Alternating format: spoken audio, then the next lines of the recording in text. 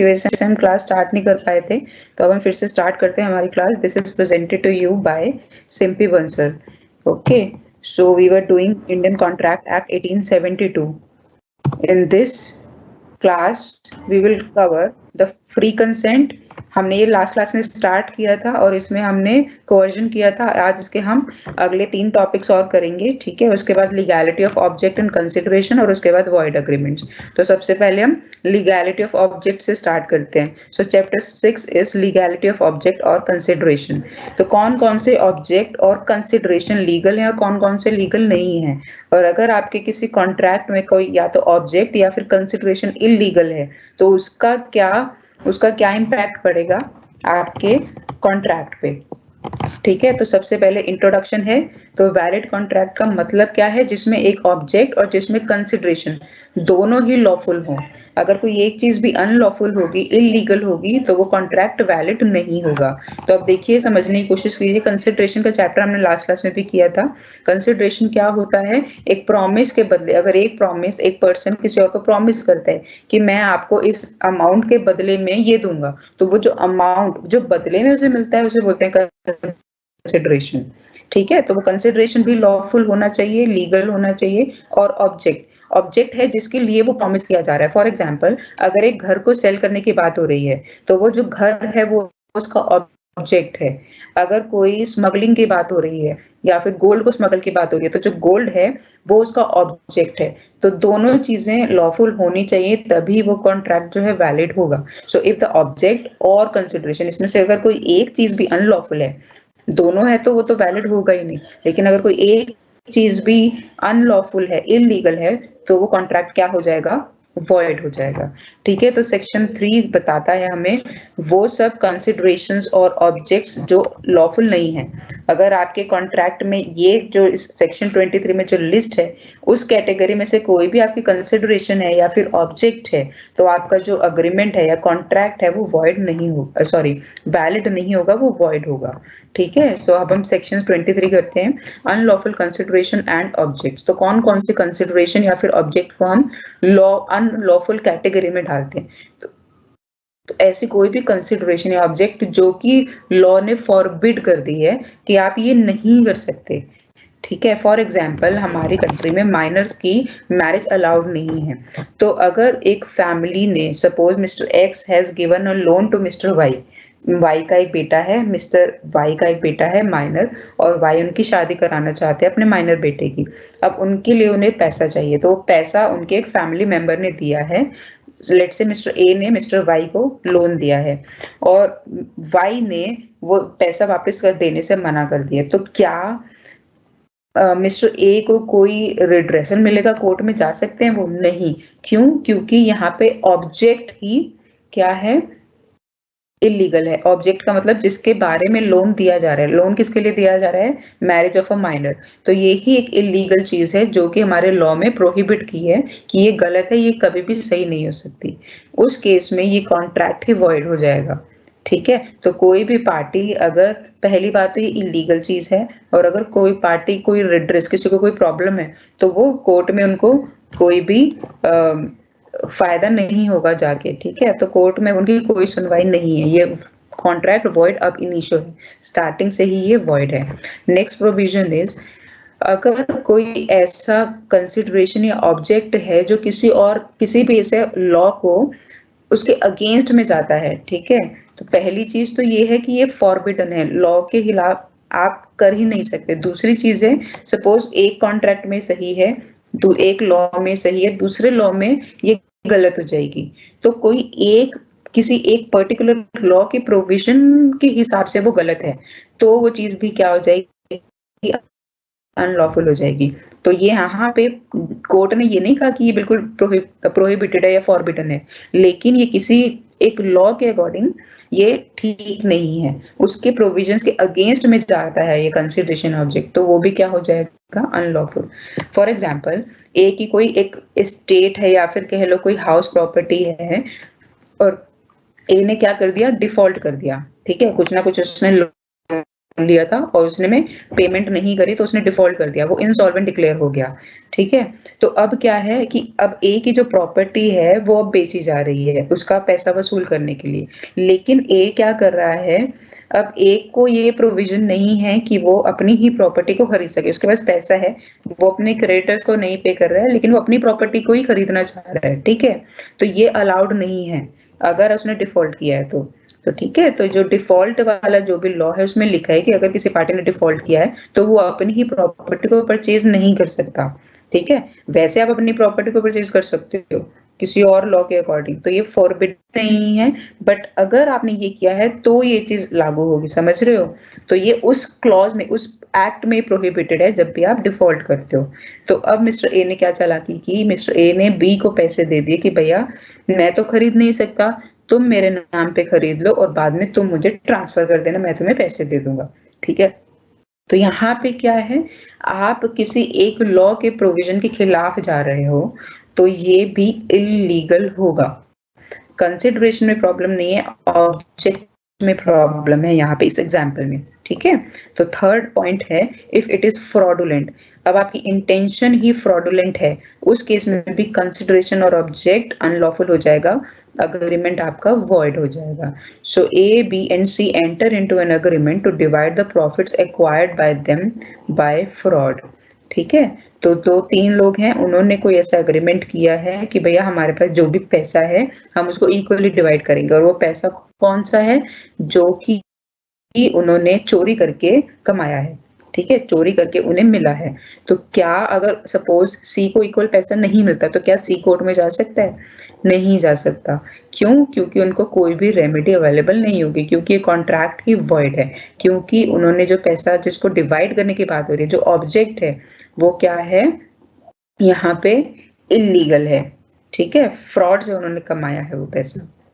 Next is if it involves or implies injury to the person or property of another, अगर आपकी किसी भी consideration या object से सामने वाले को कोई नुकसान पहुंचता है, ठीक है, या फिर नुकसान हो सकता है या पहुंच चुका है, तो भी वो जो कॉन्ट्रैक्ट है वो अनलॉफुल हो जाएगा। So for example an agreement to beat a man, ठीक है, मेरा किसी के साथ अग्रीमेंट हुआ कि आप इस चीज को मारोगे, इस पर्सन को मारोगे तो आपको इतना पैसे मिलेगा, क्या वो लीगल होगा? नहीं।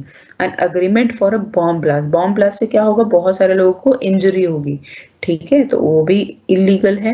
An agreement to publish defamatory matter against person, अगर आपका किसी पब्लिशर के साथ में कोई कॉन्ट्रैक्ट हुआ है कि पब्लिशर एक इंसान के बदले एक इंसान को डिफेम करने के लिए, उसको उसकी रेपुटेशन खराब करने के लिए एक आर्टिकल छाप देगा न्यूज़पेपर में, ठीक है, उसकी इमेज को खराब करने के लिए, तो क्या ये एक अग्रीमेंट वैलिड अग्रीमेंट होगा? नहीं। An agreement to work without pay, अगर आप किसी के साथ अग्रीमेंट करते हैं कि भाई आपको मेरे लिए काम करना है, उसके बदले में आपको पैसा कुछ नहीं मिलेगा, ठीक है, तो इसको बोलते हैं बिगार, बिना पैसे के काम करवाना। तो ये भी क्या है, इलीगल चीज है, इससे सामने वाले को इंजरी भी होगी और ये इलीगल भी है, दोनों चीजें पड़ती हैं यहाँ पे। ठीक है, इट इज ऑल्सो प्रोहिबिटेड और फॉरबिडन बाय लॉ। इस केस में ये कॉन्ट्रैक्ट, ये सारे एग्रीमेंट्स वैलिड नहीं होंगे। नेक्स्ट इज अगर कोर्ट को लगता है कि कोई ऐसा मैटर है जो कि इमोरल है, फॉर एग्जाम्पल ए ने अपनी एक प्रॉपर्टी, अपना घर बी को लेट आउट किया, ठीक है, रेंट पर दे दिया, उसे ये पता है कि बी उसे प्रोस्टिट्यूशन के लिए यूज करने वाले हैं उस हाउस प्रॉपर्टी को, ठीक है, तो क्या जो भी कॉन्ट्रैक्ट हुआ है ए और बी में रेंट को लेके, क्या वो मॉरल होगा? नहीं, वो इमोरल होगा, इसीलिए कोर्ट ने उसको रिजेक्ट कर दिया, वो जो कॉन्ट्रैक्ट होगा वो वैलिड नहीं होगा, वो वॉइड होगा। ठीक है, next is if the court regards it as opposed to public policy. अब देखिए ये पब्लिक पॉलिसी मेजर टॉपिक है इस चैप्टर का। पब्लिक पॉलिसी में कौन कौन सी चीजें आती हैं, देखिए ये डिफाइंड नहीं है, कोर्ट डिसाइड करेगा कि कौन कौन सी चीजें पब्लिक पॉलिसी आती हैं, पब्लिक पॉलिसी में आएंगे। पब्लिक पॉलिसी का यहाँ पे मतलब क्या है, which are not for the welfare, मतलब जो लोगों के खिलाफ, जो कम्युनिटी के खिलाफ अगर कोई चीजें जाती हैं तो वो हो जाएगा अपोज टू पब्लिक पॉलिसी। तो ऐसी चीजें जो बहुत सारी सोसाइटी के खिलाफ हैं, लोगों की जनरल परसेप्शन के खिलाफ हैं, वो चीजें इलीगल हो जाएंगी। ठीक है, so anything which goes against the interest of general public, लोगों के इंटरेस्ट के अगेंस्ट में जाके अगर आपका कोई कंसिडरेशन ऑब्जेक्ट है तो वो अनलॉफुल हो जाएगा और आपका जो कॉन्ट्रैक्ट है वो वॉइड हो जाएगा। और फॉर पब्लिक गुड और इन पब्लिक इंटरेस्ट और for the good of the community. तो पब्लिक पॉलिसी का मतलब है जो भी कम्युनिटी के लिए अच्छा है, जो भी जनरल पब्लिक के इंटरेस्ट में है और जो भी लोगों की भलाई के लिए है। और ये चीज समय के समय साथ साथ चेंज होती है। फॉर एग्जाम्पल कुछ साल पहले की बात करो, 17th century, 16th century, 18th century की अगर हम बात करें तो हमारे देश में सती जो था लीगल था, सही था, मॉरली करेक्ट था कि भैया लड़की के अगर हस्बैंड का एक्सपायर हो जाते हैं तो उसको भी अपने पति की चिता के साथ जल जाना चाहिए। तो ये मॉरली उस टाइम पे करेक्ट था। बट धीरे धीरे जब टाइम चेंज हुआ, इक्वालिटी की बात हुई, तो ये फेमिनिज्म की बात हुई, तो ये चीज चेंज हो गई और तब ये माना गया कि सती एक सही प्रथा नहीं है। तो अब जो उससे रिलेटेड कोई भी कॉन्ट्रैक्ट अग्रीमेंट्स होंगे वो सारे के सारे नल एंड वॉइड होंगे। तो वैसे ही पहले बहुत सारे एनिमल्स के ऊपर मूवीज बनती थी या फिर उन्हें सर्कस में यूज किया जाता था, वो प्रॉपर था, वो लीगल था, मतलब उसमें कोई प्रॉब्लम नहीं थी। लेकिन जैसे जैसे सोसाइटी में अवेयरनेस बढ़ती है, लोगों का एनिमल्स को लेके प्यार बढ़ता है, तो ये चीज अब इलीगल हो चुकी है, मतलब अगेंस्ट द पब्लिक पॉलिसी हो चुकी है। For example using animals in circus. ठीक है, जो मैं आपको बता रही हूँ, एनिमल्स को सर्कस में पहले यूज करना अलाउड था, बट सोसाइटी के माइंडसेट के चेंज के साथ अब ये चीजें इलीगल हो चुकी हैं। कोर्ट ने कहा है कि आप एनिमल्स को सर्कस में यूज नहीं कर सकते हो, ठीक है, जिनसे कि उनको नुकसान हो। तो ये क्या है, अगर ऐसा कोई भी कॉन्ट्रैक्ट होगा जिसमें एनिमल्स को सर्कस से रिलेटेड कुछ भी उसमें क्लॉज होगा, तो वो जो कॉन्ट्रैक्ट है वो वैलिड नहीं होगा, वॉइड हो जाएगा। ठीक है, तो ये चीजें टाइम के साथ चेंज हो रही हैं। पहले बहुत सारी चीजें जो ट्रांसजेंडर्स के लिए सही नहीं थी, अब क्योंकि ट्रांसजेंडर्स के पास भी इक्वल राइट्स हैं, तो अब उनके लिए वो चीजें सही होंगी। ठीक है, तो टाइम के साथ चीजें चेंज हो रही हैं। कौन डिसाइड करेगा? ये कोर्ट डिसाइड करेगा। अब उसके बाद है, अब ये देखिए नया टॉपिक है agreements opposed to public policy. अब जनरली कौन कौन से ऐसे अग्रीमेंट्स हैं जिन्हें हम ये मानेंगे कि जो कम्युनिटी के फेवर में नहीं है, जनरल पब्लिक के इंटरेस्ट में नहीं है, पब्लिक पॉलिसी के अगेंस्ट में है, जिसकी वजह से कॉन्ट्रैक्ट आपका नल एंड वॉइड डिक्लेयर किया जाएगा बाय कोर्ट। ठीक है, so first is trading with an alien enemy. देखिए एनिमी, जब हम लॉ में एनिमी की बात करते हैं तो एनिमी का मतलब यहाँ पे होता है फॉरेन कंट्री। सॉरी, एलियन का मतलब होता है फॉरेन कंट्री का कोई भी सिटीजन। अब जब वो एलियन एनिमी एलियन हो जाता है तो उसका मतलब है वो कंट्री के साथ में हमारी वॉर हो गई है, तो वो जो एलियन है वो एनिमी हो चुका है हमारा।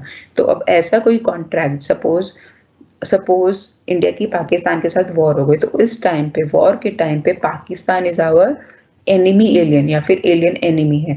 अगर कोई ऐसा पर्सन किसी पाकिस्तानी के साथ में कोई कॉन्ट्रैक्ट करता है तो वो क्या होगा? अपोज्ड टू पब्लिक पॉलिसी, और वो फिर उस कॉन्ट्रैक्ट को नल एंड वॉइड डिक्लेयर किया जाएगा बाय कोर्ट।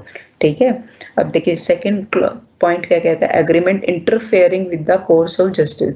जो जस्टिस के बीच में रोड़ा डाले, ऐसा कोई भी कॉन्ट्रैक्ट जो होगा वो पब्लिक पॉलिसी के अगेंस्ट में होगा और नल एंड वॉइड होगा।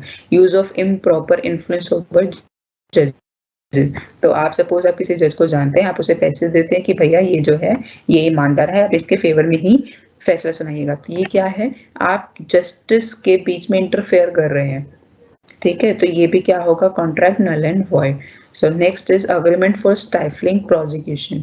प्रोसिक्यूशन यहाँ पे क्या है कि मतलब जो कानूनी कार्यवाही है उसको अगर आप रोकने की कोशिश करते हो, गलत करने की कोशिश करते हो, तो वहां पर भी वो अग्रीमेंट अपोज्ड होगा to public policy. For example, A को ये पता था कि बी ने कोई मर्डर किया है, फिर भी ए ने बी को कहा कि भैया तुम मुझे इतने पैसे दे दो, 1 लाख रुपए दो, और इसके बदले में मैं तुम्हारा नाम कोर्ट में नहीं लूंगा। ठीक है, मैं तुम्हें एक्सपोज नहीं करूंगा। तो ये क्या है, ये भी क्या है, आप प्रोसिक्यूशन को, मतलब जिसको सजा मिलनी चाहिए, जो भी एक लीगल मैटर है, उसके बीच में अपना अड़ंगा डाल रहे हो। ठीक है, तो आपको आपकी जो ड्यूटी है एज अ सिटीजन वो आप परफॉर्म नहीं कर रहे, आप अपना प्रोसिक्यूशन को रोक रहे हो, गलत कर रहे हो। तो ये भी क्या होगा, ऐसा अग्रीमेंट। सपोज अगर ए और बी में अग्रीमेंट हुआ, ए ने गवाही दे दी कि भैया बी ने मर्डर कमिट नहीं किया, बी ने बाद में पैसे देने से मुकर गया, तो क्या ए उसे सू कर सकता है? नहीं कर सकता। क्यों? क्योंकि this agreement is opposed to public policy. ठीक है। अब now contracts in the nature of champerty and maintenance. अब ये दोनों का मतलब क्या है? मेंटेनेंस जो आप समझते हो यहाँ पे वो नहीं है। ठीक है। मेंटेनेंस का मतलब लॉ में है, maintenance means the promotion of litigation in which a person has no interest of his own.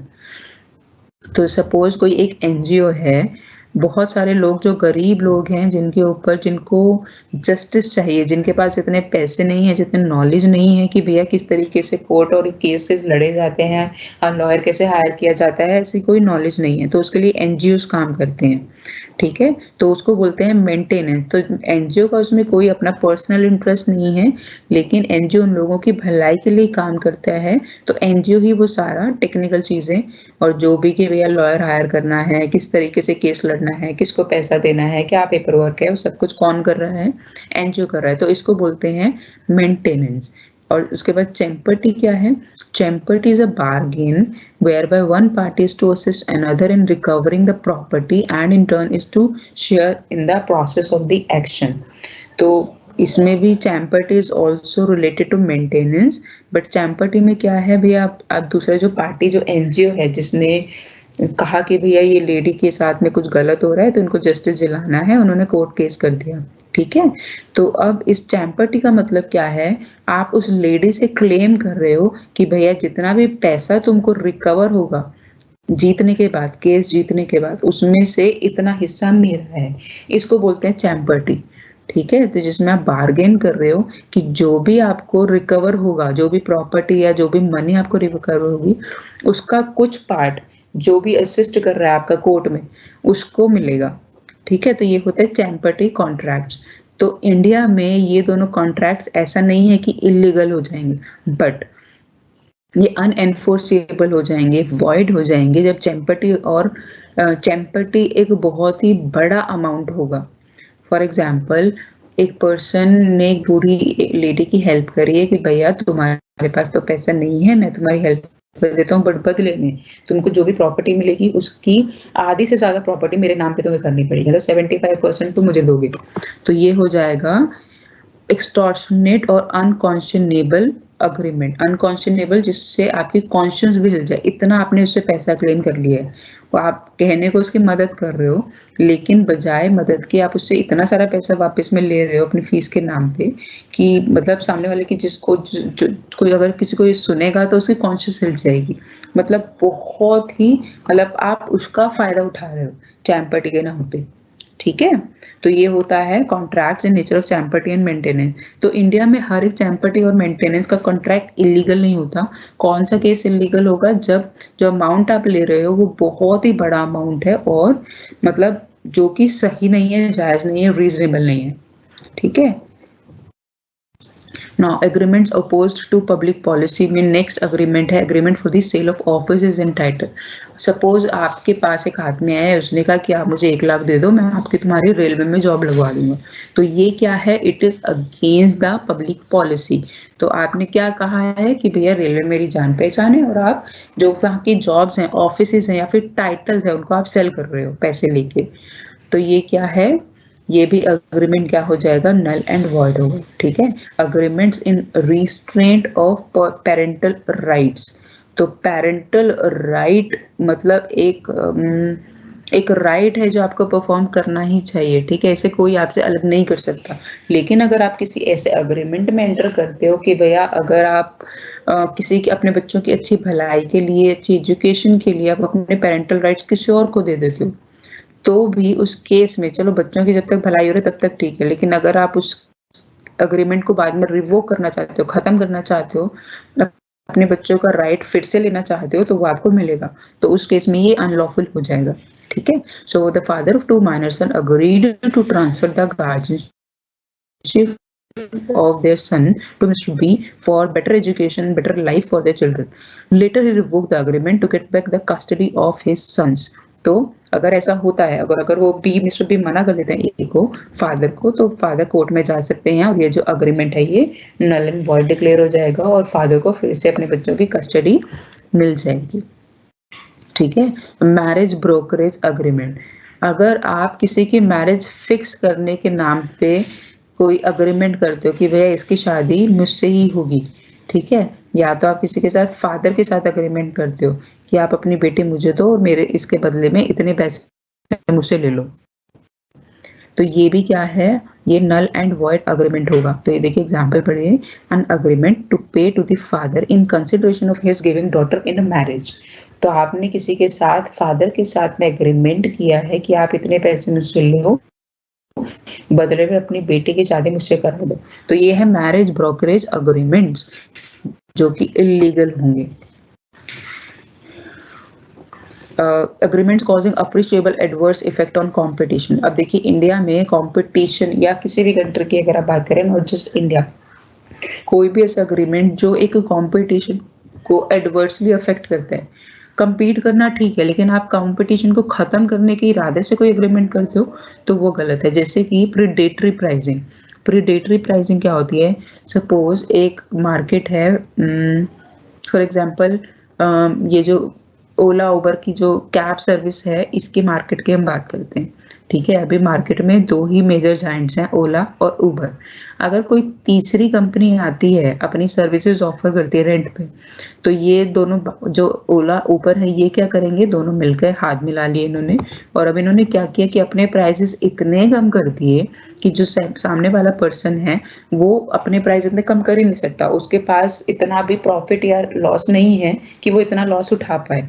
आपके पास इतने प्रॉफिट्स हैं कि आप इतना लॉस उठा पाओ, शुरू के थोड़े टाइम तक लॉस उठाओ, तो जो भी आपका कंपटीशन है वो मार्केट से जब खत्म हो जाएगा, बिल्कुल डिस्ट्रॉय हो जाएगा, क्योंकि उसे तो लॉस हो रहा है, इतना अगर आपने प्राइस कम कर दिया तो उसे भी करना पड़ेंगे, नहीं तो सब लोग तो उनके पास जाएंगे जिनकी प्राइस कम है। तो उसने कहा कि भैया मैं तो मार्केट से निकल ही जाता हूँ, मेरे पास बस का नहीं है इतना प्राइस कम करके अपनी सर्विसेज देना, ठीक है। तो ये होता है प्रीडेटरी प्राइसिंग, कि जो एग्जिस्टिंग कंपनीज हैं वो अपने प्राइसेस को इतना कम कर देती हैं कि सामने वाली जो नया कंपटीशन है वो बिल्कुल खत्म ही हो जाता है, वो लोग मार्केट छोड़कर ही चले जाते हैं, ठीक है। तो कंपटीशन को खत्म करने के लिए आप अपनाते हो प्रीडेटरी प्राइसिंग। तो ये क्या है, इलीगल यूज है अपनी मोनोपोली का, अपनी हाई पोजीशन का, अपने हाई प्रॉफिट्स का। तो ये अगर ऐसा प्रेडेटरी प्राइसिंग से रिलेटेड भी कोई एग्रीमेंट है तो वो भी वॉइड डिक्लेयर किया जाएगा by the court. Agreements in restraint of personal liberty.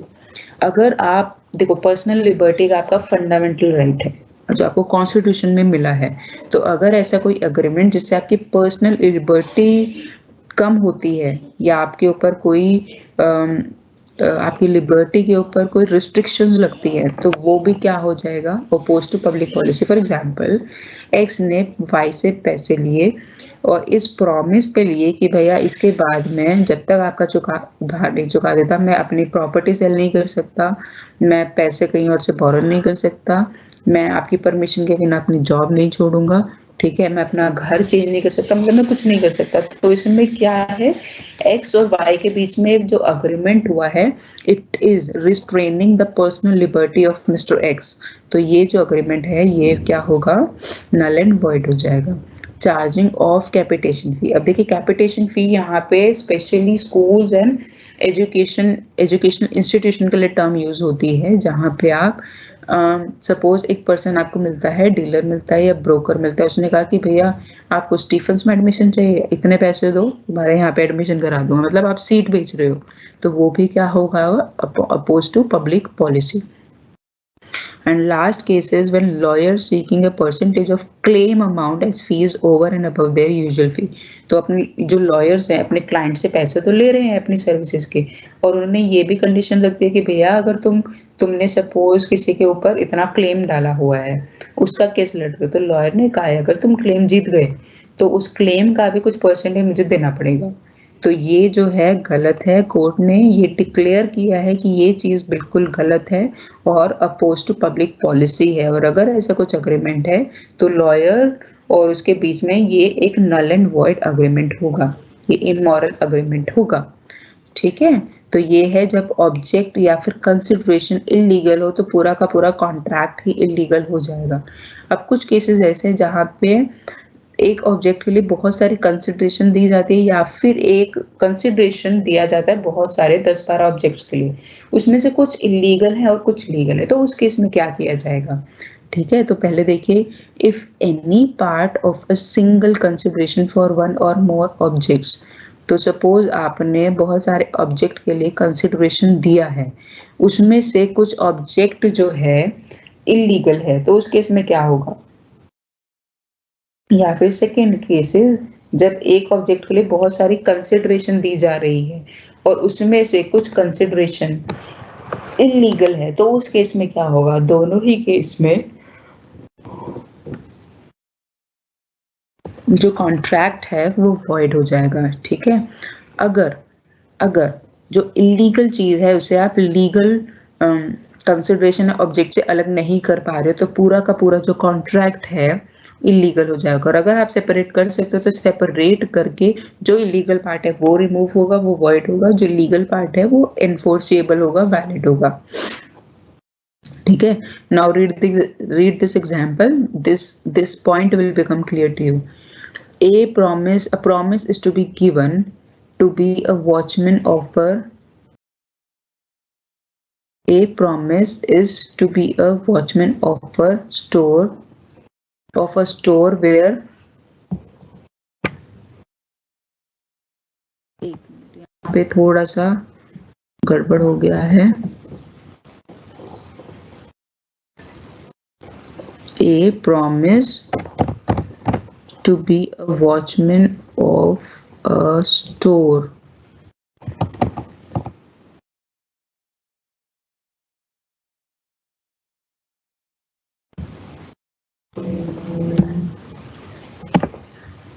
तो यहाँ पे ए ने प्रॉमिस किया है कि आपके जो स्टोर का जो वॉचमैन, मैं वॉचमैन की ड्यूटी कर लूंगा, बदले में आप मुझे 10,000 रुपये पर महीने सैलरी दे दो।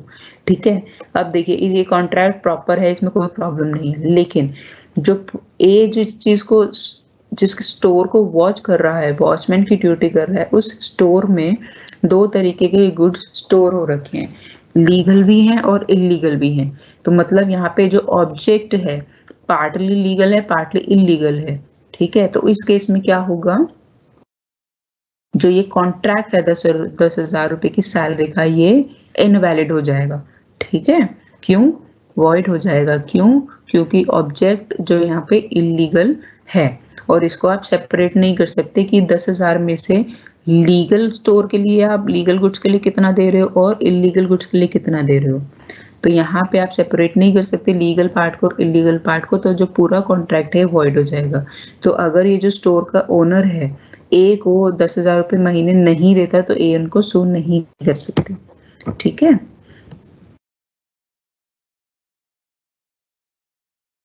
तो आपका जो चैप्टर है validity of consideration and object ये खत्म हो चुका है। उसके बाद नेक्स्ट टॉपिक है आपका void agreements, which is chapter 7। So let's start with void agreements introduction.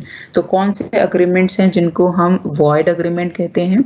Which are not enforceable by law, तो जिसमें जो जो लॉ से इम्प्लीमेंट नहीं होंगे, लॉ का उनको ऊपर उनको कोई प्रावधान नहीं लगेगा, उनको बोलते हैं वॉइड अग्रीमेंट। तो अगर वो एनफोर्सेबल नहीं है, इसका मतलब है कि आपको कोई रेमेडी भी नहीं मिलेगी। तो अगर एक पार्टी अपना प्रॉमिस फुलफिल नहीं करती तो उस केस में क्या होगा? यहाँ पे आप कोर्ट केस में नहीं जा सकते क्योंकि जो अग्रीमेंट है आपका वॉइड है। ठीक है, सो कुछ अग्रीमेंट जो होते हैं, देखिए दो तरीके के अग्रीमेंट होते हैं। कुछ अग्रीमेंट है जो स्टार्टिंग से ही वॉइड है। For example, you have entered into a contract with a minor. अगर आप माइनर के साथ एंटर करते हो कॉन्ट्रैक्ट में तो ये वॉइड ही है, स्टार्टिंग से ही वॉइड है। कुछ कॉन्ट्रैक्ट ऐसे होते हैं जो जब आपने एंटर किए थे तब ये वैलिड था, धीरे धीरे टाइम के साथ चेंज होके ये चीज अब इनवैलिड हो चुकी है। ठीक है, इलीगल हो चुकी है। फॉर एग्जाम्पल, आप पाकिस्तान के साथ में ट्रेड कर रहे थे, तो यहाँ तक ट्रेड में पाकिस्तान ने कहा कि इतना पैसा आपको मिलेगा, तब तक ये वैलिड है। लेकिन जब ये कॉन्ट्रैक्ट को फुलफिल करने का टाइम आया तब तक इनमें वॉर हो गई और जो सारे ट्रांजैक्शंस थे वो बंद हो गई और इंडिया में लॉ पास हुआ कि आप अब पाकिस्तान के साथ में कोई भी डीलिंग नहीं कर सकते। तो टाइम के साथ में जो चीज पहले वैलिड थी वो अब क्या हो गई? इनवैलिड हो गई। ठीक है, तो अब क्या हो जाएगा? जब से इनवैलिड हुई है तो ये जो कॉन्ट्रैक्ट है ये इलीगल हो जाएगा। ठीक है, give me a second.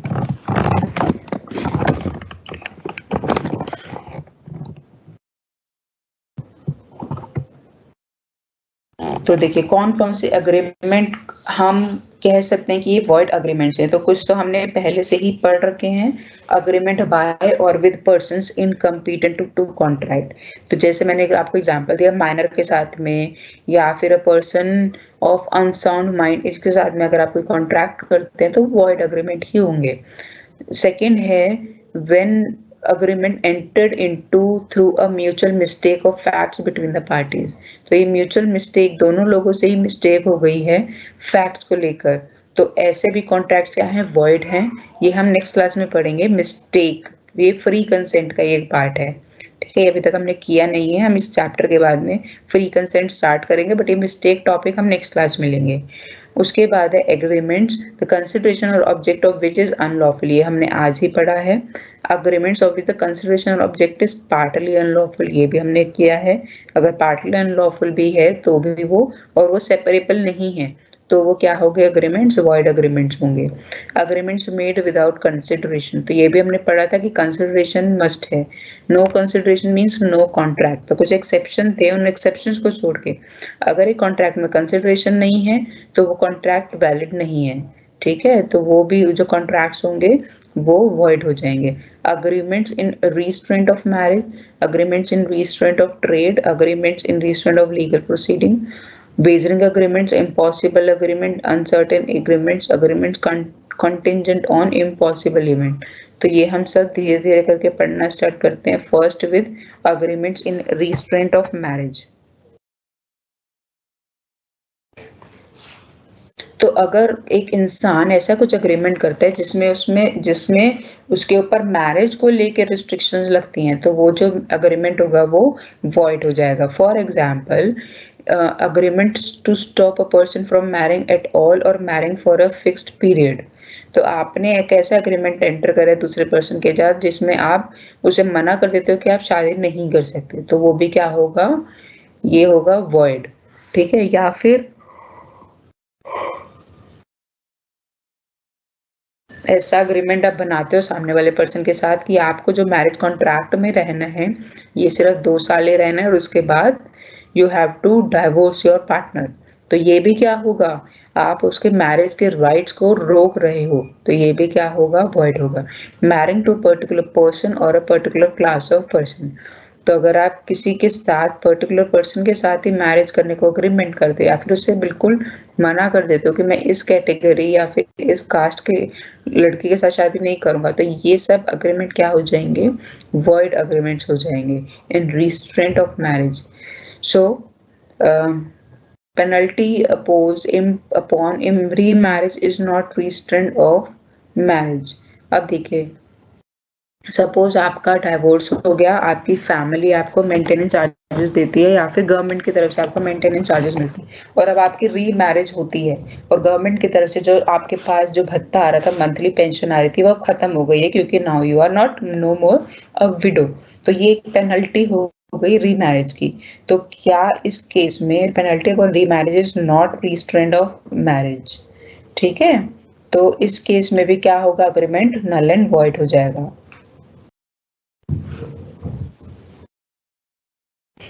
Sorry, नहीं नहीं, इस केस में अगर आपने पेनल्टी दे रहे हो, कोई पेनल्टी लगा रहा है आपके ऊपर कि आपने दोबारा से शादी कर ली, अब आपको पेंशन नहीं मिलेगी, तो ये एक वैलिड कॉन्ट्रैक्ट है, इसमें कोई प्रॉब्लम नहीं है, ठीक है।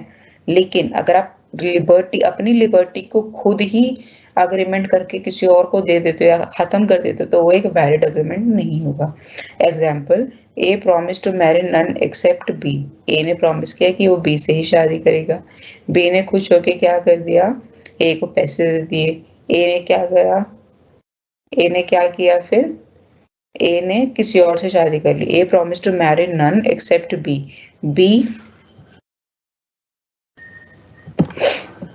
मेड पेमेंट टू ए, तो बी ने इसी भरोसे पे कि ए तो मुझसे शादी करेगा, कुछ पेमेंट कर दी ए को। अब ए ने क्या करा, वो अपने वादे से मुकर गया और ए ने किसी और के साथ शादी कर ली, तो क्या बी कोर्ट में जाके अपना पैसा रिकवर कर सकती है, नहीं कर सकती, ठीक है।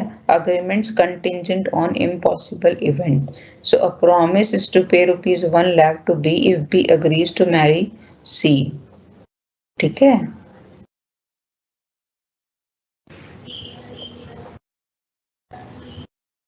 Next is agreements contingent on, ये हम कर चुके हैं।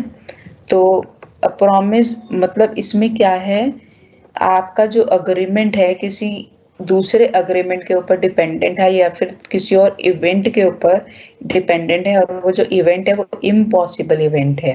फॉर एग्जाम्पल ए ने प्रॉमिस किया है बी को कि वो उसे 1 लाख रुपए देगा अगर बी सी से शादी करता है तो, लेकिन यहाँ पे प्रॉब्लम है कि सी इज ऑलरेडी मैरिड, तो ये कॉन्ट्रैक्ट ही वैलिड नहीं होगा।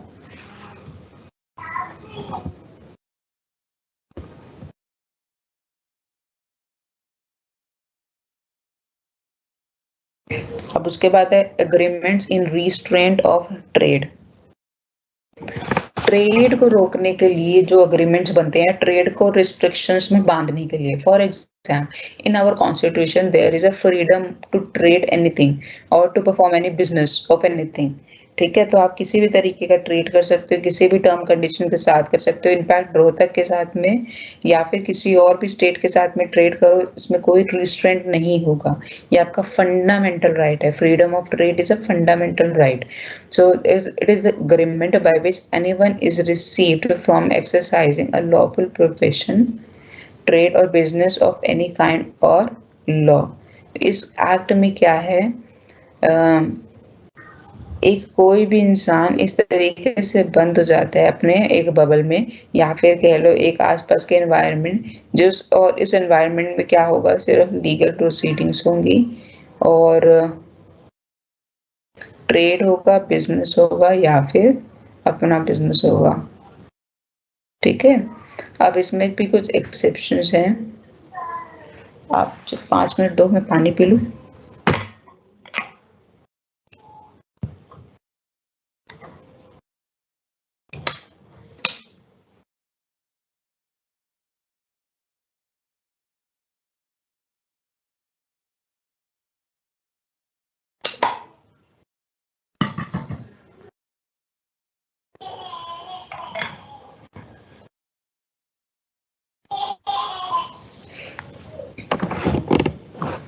हाँ जी, तो जो अग्रीमेंट किसी ट्रेड को रिस्ट्रिक्ट करते हैं वो सारे अग्रीमेंट्स भी वॉइड होंगे। बट यहाँ पे कुछ एक्सेप्शंस हैं। तो देखिए, 2 तरीके से हम एक्सेप्शंस को डिवाइड करते हैं। First is exception under statutory provision. तो जब लॉ आपको कहता है कि हाँ, यहाँ पे इन केसेस में आप ट्रेड को रिस्ट्रिक्ट कर सकते हो कुछ हद तक। ठीक है, तो वो होते हैं एक्सेप्शंस अंडर स्टैट्यूटरी प्रोविजन। अब ये जुडिशियल इंटरप्रिटेशन क्या है, exceptions under judicial interpretation. Court में कोई केस आए, अब कोर्ट की रूलिंग के हिसाब से कोर्ट रूल करता है कि नहीं, ये चीज जो है आप यहाँ पे ट्रेड को रिस्ट्रिक्ट कर सकते हो, यहाँ पर नहीं कर सकते। तो जो चीज नहीं कर सकते यहाँ पे ट्रेड को रिस्ट्रिक्ट कर सकते हो, वो जो एक्सेप्शंस है वो आती हैं जुडिशियल इंटरप्रिटेशन से। ठीक है, तो ये लॉ में नहीं है, ये जुडिशरी ने कहा है कि आप यहाँ पे ट्रेड को रिस्ट्रिक्ट कर सकते हो, ये वैलिड होगा। ठीक है, अदरवाइज ये वैलिड नहीं है। सो सबसे पहले हम पढ़ते हैं एक्सेप्शंस अंडर स्टैट्यूटरी प्रोविजन कि लॉ क्या कहता है, ट्रेड कब कब किन किन हालात में रिस्ट्रिक्ट किया जा सकता है या उसके ऊपर कोई रिस्ट्रिक्शन लगाई जा सकती है। So first case is sale of goodwill. एक पर्सन ने अपनी गुडविल को सेल कर दिया मिस्टर बी को, मिस्टर ए ने अपनी गुडविल सेल कर दी मिस्टर बी को। ठीक है, अब बी ने अपना एक कॉन्ट्रैक्ट एंटर किया है ए के साथ में कि आप इसी सेम बिजनेस में कुछ टाइम तक इसी सेम बिजनेस को आप दोबारा से स्टार्ट नहीं कर सकते या फिर इसी सेम बिजनेस में आप नहीं घुस सकते।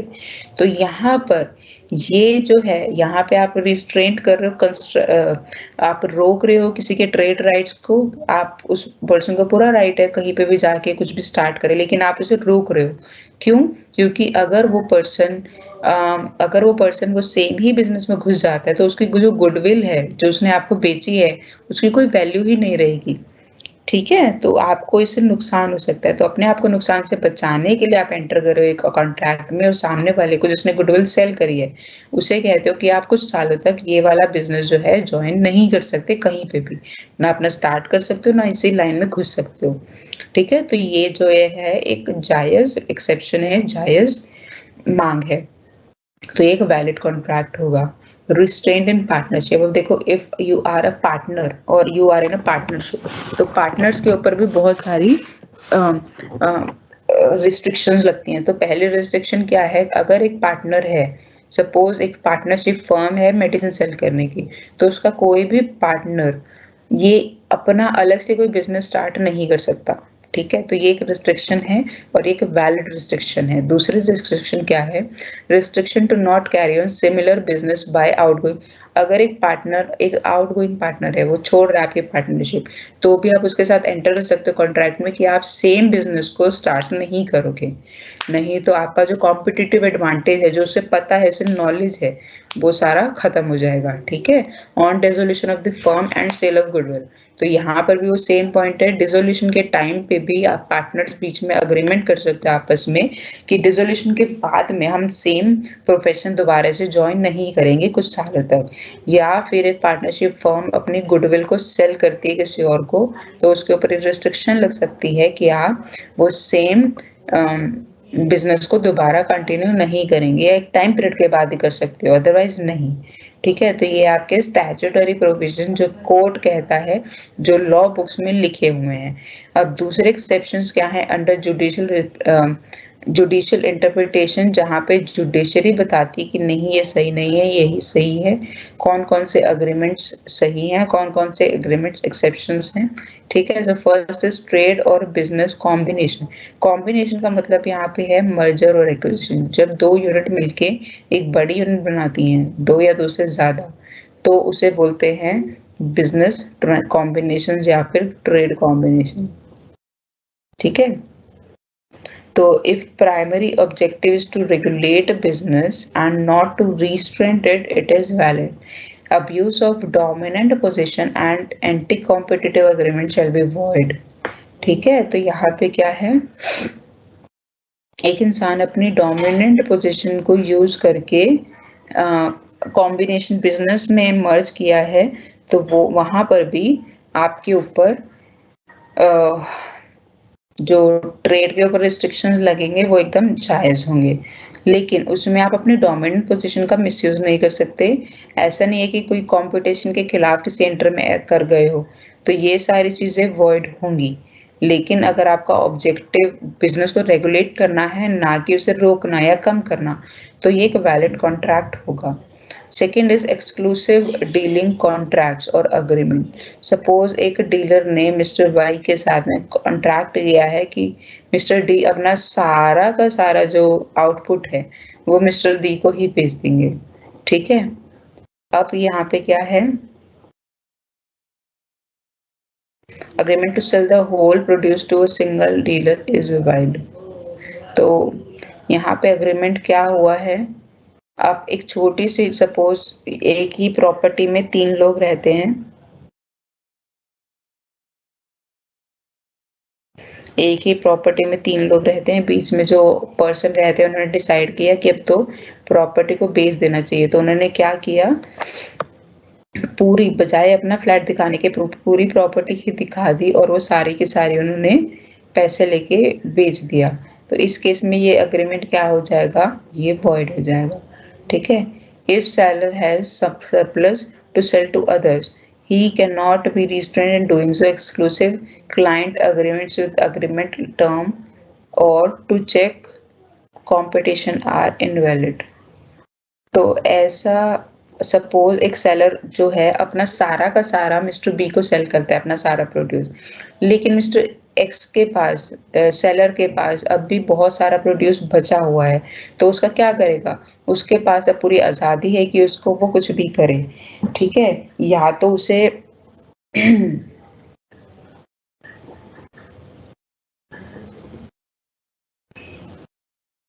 या तो उसे पूरी प्रोड्यूस दे दे। ठीक है, या फिर अगर वो नहीं देना चाहता तो ये सिर्फ राइटिंग में हो, और उसको जो है, जो जो डोमिनेंट पोजीशन वाला पर्सन है, वो क्रेडिटर को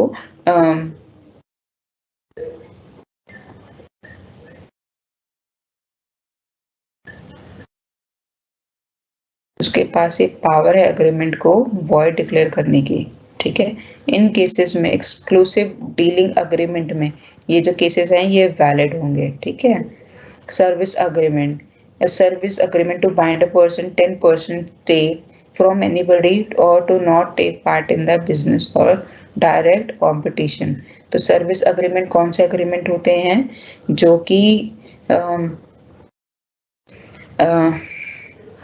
कि एक पर्सन को एक सर्विस कॉन्ट्रैक्ट में एंटर कराते हैं, और जो सर्विसेज कॉन्ट्रैक्ट्स हैं वो इलीगल भी हो सकती हैं, अनलॉफुल भी हो सकती है, रीजनेबल भी हो सकती है और अनरीजनेबल भी हो सकती है। If those are reasonable then the agreement will be valid. ठीक है, अब इफ अनरीजनेबल तो अग्रीमेंट क्या हो जाएगा, खत्म हो जाएगा।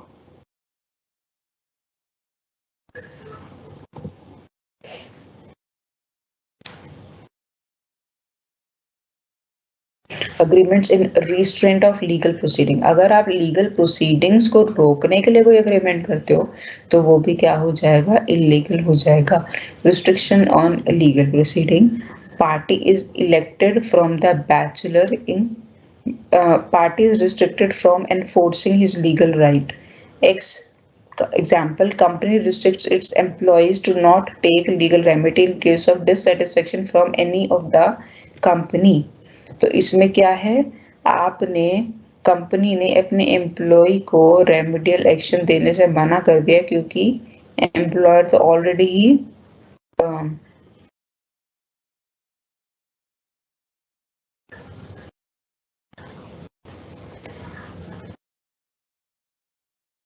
Company restricts its employee to not take legal remedy. हाँ, तो यहाँ पे कंपनी ने अपने एम्प्लॉयज को रिस्ट्रिक्ट कर दिया है कि आप कोर्ट में नहीं जा सकते, हमारे डिसीजन के अगेंस्ट कोई भी एक्शन नहीं ले सकते। अगर आप डिससेटिस्फाइड हो तो you can leave the job. तो ये क्या है, लीगल प्रोसीडिंग्स को रोकने के लिए अग्रीमेंट बना है, तो ये लीगल या फिर वैलिड नहीं होगा। Next is shortening of time to take action that prescribed than that prescribed by law. For example, there is an agreement या फिर एक कॉन्ट्रैक्ट में अगर कुछ इनवैलिड है या फिर आपको वॉइड उसे डिक्लेयर करना है तो आपके पास सिर्फ 3 साल का टाइम होता है उसे वैलिड, इनवैलिड या फिर वॉइड डिक्लेयर करने का, नहीं तो आप उसे खा जाओगे। ठीक है, लेकिन यहाँ पे एग्जाम्पल देखिए, an action for forbidden of breach that may be brought within 3 years that may be brought within 3 years as per law. An agreement that no action can be brought after 2 years is void. तो court ने company ने कहा है या फिर law ने कहा है कि अगर आपको किसी भी कॉन्ट्रैक्ट में कोई भी ब्रीच दिखती है तो आप उस कॉन्ट्रैक्ट के 3 साल के अंदर कभी भी केस कर सकते हैं। अब एक कंपनी के बीच में और एम्प्लॉय के बीच में कॉन्ट्रैक्ट हुआ है कि आप जो कंप्लेंट करना है, लीगल एक्शन लेना है, वो सिर्फ 2 महीने तक कर सकते हो, तीसरे 2 के बाद ये जो क्लॉज है वो खत्म हो जाएगा। तो यहाँ पे क्या है, लीगल जो प्रोसीडिंग्स है उसे रोकने का काम कर रहे हो आप, तो ये भी क्या होगा, invalid agreement. Next is uncertain agreement, जहाँ पे सर्टेनिटी से कुछ नहीं बोला जा सकता, when the meaning of the agreement is not clear, वेग और एम्बिग्यूअस, जहाँ पे टर्म्स की क्लियर नहीं है, वेग है या फिर क्लियर नहीं है। ठीक है, so agreement between A and B, A promise to sell mister B 100 tons of oil. अब देखिए ये अग्रीमेंट वॉइड क्यों है, क्योंकि यहाँ पे कौन से ऑयल को बेचा जाएगा यही क्लियर नहीं है, तो ए ने अग्री ही नहीं किया, क्लियर ही नहीं किया कि एक्चुअल में वो contract, give me a second, hello हाँ जी, नमस्कार मैम, राधिका बात कर रही हूँ बजाज फाइनेंस कंपनी से। आपको लोन का रिक्वायरमेंट होगा 0 रेट ऑफ इंटरेस्ट पे? नहीं मैम, थैंक यू। तो यहाँ पे कॉन्ट्रैक्ट जो है ये वॉइड होगा, क्यों, क्योंकि यहाँ पे अनसर्टेनिटी का मतलब यहाँ पे क्या है, टर्म्स क्लियर नहीं है, वेग टर्म्स है, एम्बिगुअस टर्म्स है, कोई कुछ समझ सकता है, बोलने वाला कुछ और बोल रहा है, सुनने वाला कुछ और समझ रहा है। ठीक है, तो ए को लगा कि वो जो बेचेगा, ऑयल बेचेगा, पेट्रोलियम क्रूड ऑयल बेचेगा, बी को लगा कि उसे कोकोनट ऑयल मिलेगा, तो यहाँ पे कंसेंट भी नहीं है, फ्री यहाँ पे अनसर्टेनिटी भी है, अग्रीमेंट क्लियर नहीं है, तो ये एक वॉइड अग्रीमेंट होगा। नेक्स्ट देखो, अब यही सेम प्रॉमिस अगर एक कोकोनट ऑयल का डीलर करता है तो ऑब्वियस है कि वो कोकोनट ऑयल की ही बात कर रहा है, तो जहाँ पे चीजें ऑब्वियस हैं तो वहां पे वो चीज वैलिड हो जाएगी। ठीक है, अगर प्राइस और ये सब कुछ डिफाइंड है तो ये क्या होगा, एक सर्टेन एग्रीमेंट होगा और ये वैलिड होगा। Now next is wagering agreement. अब देखो वेजरिंग अग्रीमेंट, ये वेजेस जो टर्म है और यहाँ पे वेजरिंग है, दोनों में बहुत फर्क है। वेजेस वो है जो आप लेबर को पेमेंट करते हो उनकी सर्विसेज के लिए, लेकिन ये जो वेजरिंग है ये वो वेजरिंग से काफी अलग है। ये वेजरिंग का मतलब है when two person are entering into contract, one says if this happens I will give you this, second से if it does not happen I will give you this much. तो ये होते हैं वेजरिंग अग्रीमेंट, ठीक है। जैसे कि एक पर्सन ने कहा बारिश होगी तो तुम उसे 100 रुपए ले लियो, दूसरा कहा अरे नहीं बारिश नहीं होगी, अगर बारिश नहीं हुई तो तू मुझे 100 रुपए देगा, ठीक है। इस तरीके से एक अग्रीमेंट हुआ, तो इसको बोलते हैं वेजरिंग अग्रीमेंट। अब देखो अगर समझ में आ गया तो अब ये स्टेटमेंट को देखो तो अब समझ में आ जाएगा। A contract by A to give money to B, A और बी के बीच में कॉन्ट्रैक्ट हुआ है। ए ने कहा है कि मैं तुझे मनी दूंगा on happening of an event, अगर ये काम हो जाता है तो ए बी को पैसे देगा। तो अब बी क्या कहता है, अगर ये काम नहीं होता तो मैं तुझे पैसे दूंगा। तो ये क्या है, वेजरिंग अग्रीमेंट है। Normally betting agreements come under this, wagering agreement. Bet कर रहे हो आप, एक पर्सन कह रहा है ये जीतेगा, इंडिया जीतेगी तो इतना पैसा, दूसरा पर्सन कह रहा है कि इंग्लैंड जीतेगी तो इतना पैसा मैं तुझे दूंगा। तो ये है बेटिंग अग्रीमेंट्स। तो वेजरिंग को आप बेटिंग अग्रीमेंट्स भी बोल सकते हो। अब कौन कौन से अग्रीमेंट्स या फिर वेजरिंग अग्रीमेंट्स में क्या क्या जरूरी है, किसे आप बोलोगे वेजरिंग अग्रीमेंट, और अगर ये कंडीशन फुलफिल नहीं होती तो वो जो अग्रीमेंट है वो वेजरिंग अग्रीमेंट नहीं होगा। तो क्या क्या एसेंशियल्स है या क्या क्या फीचर्स है वेजरिंग एग्रीमेंट के। First is uncertain event. तो जो इवेंट है वो अभी तक हुआ नहीं है, यहाँ पे अनसर्टेनिटी का मतलब वेग नहीं है, यहाँ पे अनसर्टेनिटी का मतलब है क्लियर नहीं है कि कब होगा। It will happen in future or occur in past, but parties are unaware of the result. तो हमें रिजल्ट का नहीं पता, बस ये पता है कि ये फ्यूचर में होगा। For example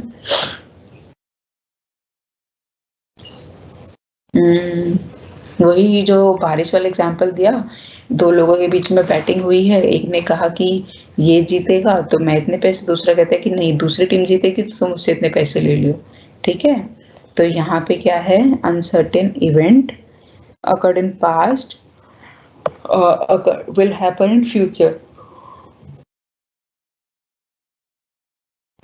Next is none party has control over the occurrence of the event. दोनों पार्टीज का ही कोई कंट्रोल नहीं है उस इवेंट के ऊपर, ठीक है। तो दोनों ही बिल्कुल इंडिपेंडेंट है उस इवेंट से। म्यूचुअल चांसेस ऑफ गेन और लॉस, तो गेन के जितने चांसेस उतने ही लॉस के, मतलब हाँ के जितने चांसेस हैं उतने ही लॉस के भी चांसेस हैं। No other promise interest in the canteen. तो प्रॉमिस टू पे मनी और मनी इज वर्थ, तो आप पैसे देते हो किसी एक अग्रीमेंट को, प्रॉमिस करते हो टू पे मनी, ठीक है, और उसके बदले में आपको पैसा वापस मिल जाता है। तो ये भी क्या है, एक वेजरिंग अग्रीमेंट का पार्ट है, जिसमें आपने जो डील की है कुछ इस तरीके से करी है कि जिसमें आपको बदले में पैसा या उसके इक्विवेलेंट जीतोगे या हारोगे। ऐसा नहीं है कि कोई बहुत ही छोटी सी चीज के ऊपर आपने बेट लगाई है उसको लेके आप कोर्ट केस नहीं कर सकते, ठीक है। तो वेजरिंग अग्रीमेंट्स क्या होते हैं, वॉइड इन नेचर। देखो कुछ एक्सेप्शंस हैं कि जो कॉन्ट्रैक्ट वेजरिंग है बट फिर भी लीगल है, ठीक है। For example first read the first point. First point says the share and commodity market transactions and trading in derivative. तो ये भी एक वेजरिंग अग्रीमेंट है लेकिन ये इनवैलिड नहीं है, तो यही तभी एक्सेप्शंस हैं। तो कुछ अग्रीमेंट जो वेजरिंग भी हैं और वैलिड भी हैं वो हम यहाँ पे पढ़ रहे हैं इस लिस्ट में। Next is state run lottery. देखिए लॉटरी सेंट्रल गवर्नमेंट मना कर चुकी है कि ये सही नहीं है, ये लोगों को नुकसान पहुंचाता है, तो हमने इसे बैन कर दिया। बट सेंट्रल गवर्नमेंट ने ये जो राइट है बैटिंग का या लॉटरी का, ये दे दिया है स्टेट गवर्नमेंट को। स्टेट गवर्नमेंट खुद डिसाइड करती है उन लोगों की कैपेबिलिटीज को देख के, एजुकेशन लेवल को देख के, स्टैंडर्ड ऑफ लिविंग को देख के कि क्या हमें लॉटरी को लीगल बनाना है कि नहीं बनाना है। अगर ये इलीगल है तो आप लॉटरी में इन्वॉल्व होते हो और आपके हाथ पकड़ लिए जाएंगे, ठीक है। Next is prize competitions in games. तो अब देखिए कुछ गेम्स ऐसी होती है जिसमें आप अपनी स्किल्स के बेसिस पे प्राइज जीतते हो, अपने टैलेंट के बेसिस पे प्राइज जीतते हो, तो वो भी जो है वेजरिंग अग्रीमेंट का पार्ट है तो, लेकिन फिर भी आपको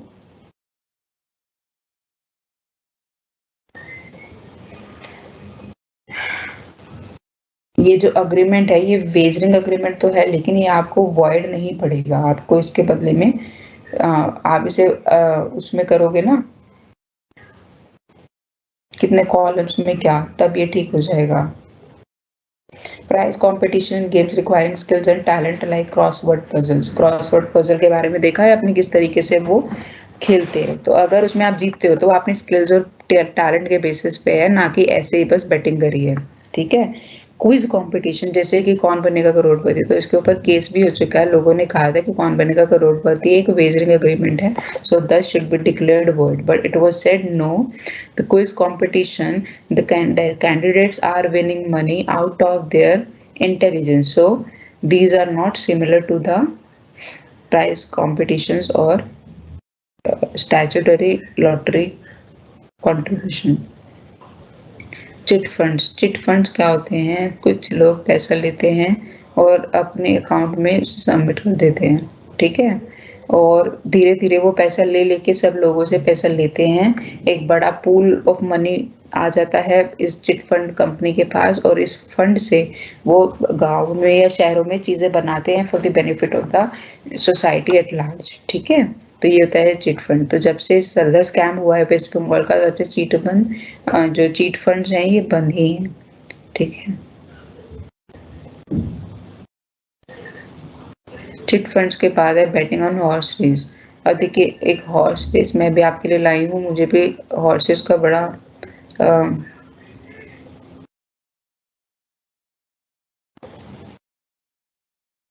बैटिंग ऑन हॉर्स रेस। तो देखिए इस पॉइंट में यहाँ पे हॉर्स रेस में बैटिंग अगर आप हॉर्स रेसेस पे करते हैं तो वो लीगल है, तो इंडिया में हॉर्स रेस पे बैटिंग करना लीगल है, तो ये जो अग्रीमेंट है वेजिंग अग्रीमेंट का पार्ट नहीं होगा, और ये प्रॉपरली एक वैलिड अग्रीमेंट होगा। Betting and gambling legalised by some states, this is by some states.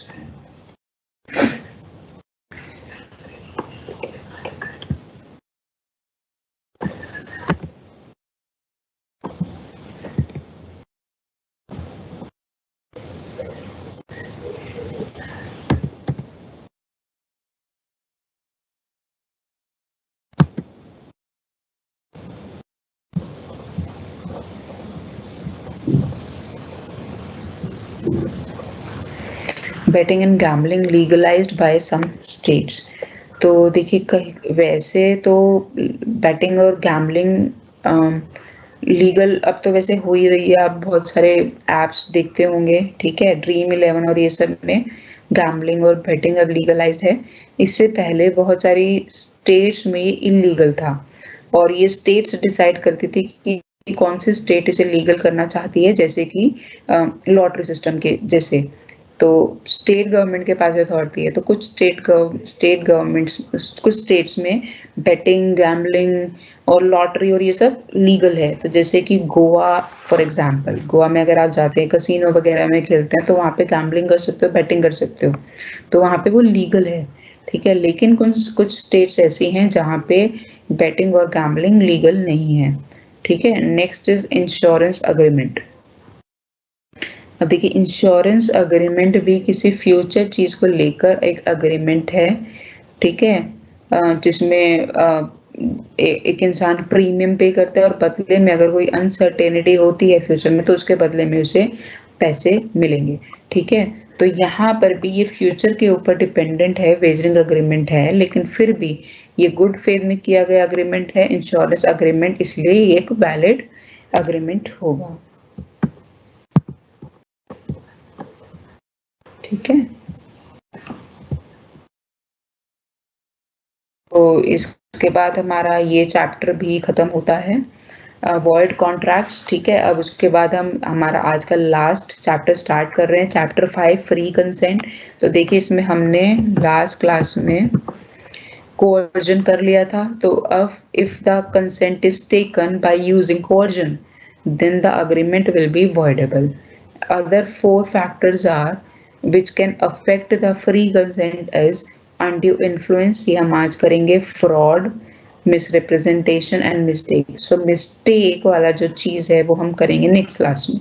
तो आज हम सिर्फ 3 चीजों के ऊपर फोकस करेंगे, undue influence, fraud and misrepresentation. तो क्या है और किस तरीके से कंसेंट को अफेक्ट कर सकते हैं, क्या इनके इफेक्ट होंगे कॉन्ट्रैक्ट के ऊपर। So let's start with the undue influence. देखिए यहाँ पे अनड्यू इन्फ्लुएंस का मीनिंग समझने की कोशिश कीजिए। एक पर्सन जो एक सुपीरियर पावर में है, या तो पैसों की वजह से या फिर अपनी नॉलेज की वजह से एक सुपीरियर पोजीशन पर है, और दूसरी पार्टी जो कि एक वीकर पोजीशन में है, तो ये पर्सन क्या कर रहा है, उसकी वीकर पोजीशन का फायदा उठाकर अपनी विल उसके ऊपर इम्पोज की है ताकि उसको नुकसान हो जाए, मुझे फायदा हो, उससे एक अग्रीमेंट साइन करवा लिया। तो ये होता है अनड्यू इन्फ्लुएंस। अनड्यू इन्फ्लुएंस, तो उस पर्सन का इन्फ्लुएंस था वीकर पोजीशन पे, वीकर पर्सन पे, और उसी की वजह से वो अग्रीमेंट में एंटर किया है। अगर वो इन्फ्लुएंस नहीं होता तो वो अग्रीमेंट में एंटर नहीं होता। ठीक है, तो ये मीनिंग है अनड्यू इन्फ्लुएंस का। तो आप देखिए, improper or unfair use of one's superior power in order to obtain the consent of a person who is in a weaker position। तो एक पर्सन ने अपनी पावर का, अपने नॉलेज का, सुपीरियर पावर और सुपीरियर नॉलेज का फायदा उठा के दूसरे पर्सन की कंसेंट ली है, दूसरे पर्सन से अग्रीमेंट साइन करवाया है, उसको बोलते हैं अनड्यू इन्फ्लुएंस। अब देखिए सेक्शन 16 सब क्लॉज 1 डिफाइन करता है अनड्यू इन्फ्लुएंस को। So undue influence, a contract is said to be induced by undue influence where the relation subsisting between the parties, मतलब जो exist करता है दोनों के पार्टीज के बीच में, as such that one of the party is in a position to dominate the will of the other। तो दूसरा पर्सन क्या चाहता है, उसकी क्या विल है, फर्स्ट पर्सन उसको डोमिनेट कर सकता है। ऐसा रिलेशन है जब दो पार्टीज में, and he uses that position, ऐसा रिलेशन है और वो पर्सन उसको यूज भी करता है, सामने वाले को मिसयूज कर रहा है, मतलब सामने वाले का नुकसान हो रहा है, आपका फायदा हो रहा है, तो इसको बोलते हैं undue influence. And he uses that position to obtain an unfair advantage over the other. तो दूसरे को नुकसान होगा और आपको फायदा हो रहा है, तो अगर आपने अपनी डोमिनेंट पोजीशन का यूज किया है तो उसको बोलते हैं अनड्यू इन्फ्लुएंस। तो अब देखिए कौन कौन सी चीजें हैं जिससे आप कह सकते हो कि जो एक पर्सन है वो डोमिनेंट पोजीशन पे है विज टू अदर पर्सन। ठीक है, तो एक वीकर है, दूसरा डोमिनेंट है, तो किसको बोलेंगे कि दूसरा डोमिनेंट है, किन किन केसेस में बोल सकते हैं, वो होल्ड्स अ रियल और apparent authority over the other.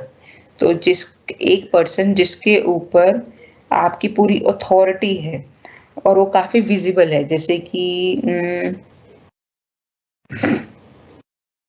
यहाँ पे हम केस ले सकते हैं, चलिए इसे हम नेक्स्ट स्लाइड में करते हैं। ठीक है, अभी मुझे कोई एग्जाम्पल क्लिक नहीं कर रहा है, नेक्स्ट स्लाइड में करते हैं कि कहाँ पर एक रियल अथॉरिटी होगी ओवर द अदर पर्सन। ठीक है, सेकंड है who stands in a fiduciary relationship to the other. अच्छा नहीं, फर्स्ट का मुझे याद आया, आप उसमें एक मास्टर और एक सर्वेंट का रिलेशन हो सकता है। अब एक मास्टर को ज्यादा नॉलेज है, सर्वेंट को कम है। सर्वेंट का मतलब है, मतलब जो उनसे दबा हुआ है किसी रीजन की वजह से, ठीक है, या तो पैसों की वजह से या किसी भी रीजन की वजह से। तो एक पर्सन एक डोमिनेंट पोजीशन में है दूसरे से, ठीक है, दूसरा एक वीकर पोजीशन में है।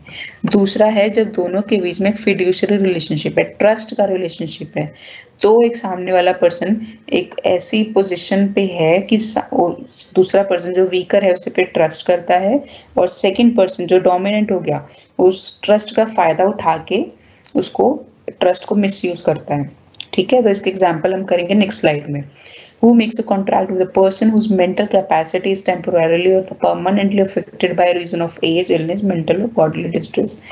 तो अगर आप उस पोजीशन में हो कि सामने वाला पर्सन बिकॉज एज की वजह से, इलनेस की वजह से, उसका बूढ़ा हो गया है, बीमार रहता है, मेंटली वो अब काम ठीक से नहीं कर पाता, तो वो अब वो क्या हो गया, वो आपके ऊपर डिपेंडेंट हो गया है और आप उसी डिपेंडेंस का फायदा उठाते हो, उसको बोलते हैं undue influence.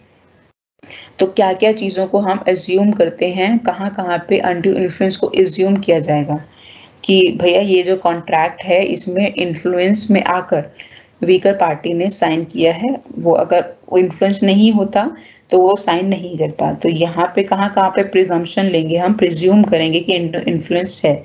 First is relationship of real and apparent authority. तो ये अभी हमने लास्ट उसमें पढ़ा था, लास्ट स्लाइड में।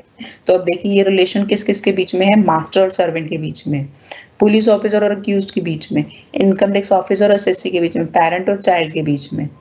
ठीक है, तो क्योंकि इन लोगों को नॉलेज कम है या फिर किसी ना किसी तरीके से सामने वाला पर्सन डोमिनेट हो जाएगा, तो यहाँ पे जो डोमिनेंस है काफी रियल है, काफी विजिबल है लोगों को कि हाँ जो पेरेंट है चाइल्ड के ऊपर उनको अथॉरिटी है। पुलिस ऑफिसर अक्यूज के साथ में कुछ भी कर सकता है, ठीक है, तो पूरी अथॉरिटी है उसके ऊपर, तो वो उसे इन्फ्लुएंस भी कर सकता है। तो ये चीज है अनड्यू इन्फ्लुएंस की। Second is fiduciary relationship is based on trust and confidence. तो अब देखिए डॉक्टर और पेशेंट का जो रिलेशनशिप है, गुरु और डिवोटी का जो रिलेशनशिप है, अगर एक गुरु ने एक लेडी को कहा है कि तुम अपना घर का सारा सोना लेकर मुझे दे दो और उसके बदले में तुमको सैल्वेशन मिलेगा या फिर अगले जन्म में एक अच्छा घर मिलेगा और एक अच्छे हस्बैंड से शादी होगी, तो यहाँ पर क्या है, एक गुरु ने अपने डिवोटी का जो उसके ऊपर ट्रस्ट है उस चीज का मिसयूज करके उसको नुकसान पहुंचाया, उसकी सारी प्रॉपर्टी अपने हड़प ली है। ठीक है, तो ये भी क्या है, अनड्यू इन्फ्लुएंस है।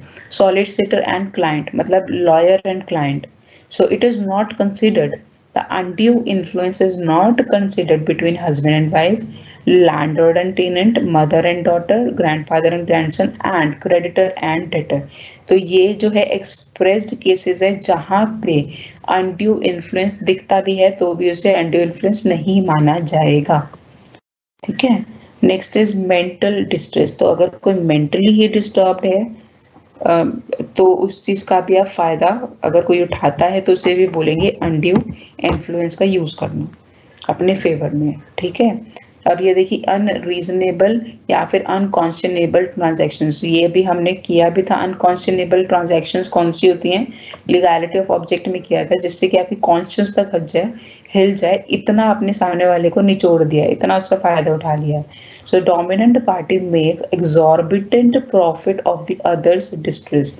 तो कोई प्रॉब्लम में है, सामने वाली पार्टी उसका बहुत हद तक उसने इसको बिल्कुल निचोड़ के उसका फायदा उठाया है, तो आपकी कॉन्साइंस हिल जाएगी, मतलब आपकी अंतरात्मा तक हिल जाएगी, इतना फायदा उठाया गया है। तो उसको भी बोलेंगे कि वहां पे अनरीजनेबल रिस्ट्रिक्शंस, अनड्यू इन्फ्लुएंस है। So burden of proof lies on dominant party. तो अगर सामने वाली पार्टी जो वीकर पार्टी है अगर कोर्ट में केस करती है, ठीक है, तो ऐसे एग्जॉर्बिटेंट प्रॉफिट अगर सामने वाली डोमिनेंट पार्टी ने लिया है और जो वीकर पार्टी है अगर कोर्ट केस करती है तो उस केस में क्या होगा, डोमिनेंट पार्टी को प्रूव करना पड़ेगा कि मेरा इन्फ्लुएंस यहाँ पर नहीं था, ना कि वीकर सेक्शन को प्रूव करना पड़ेगा कि इसका इन्फ्लुएंस मेरे डिसीजन में था।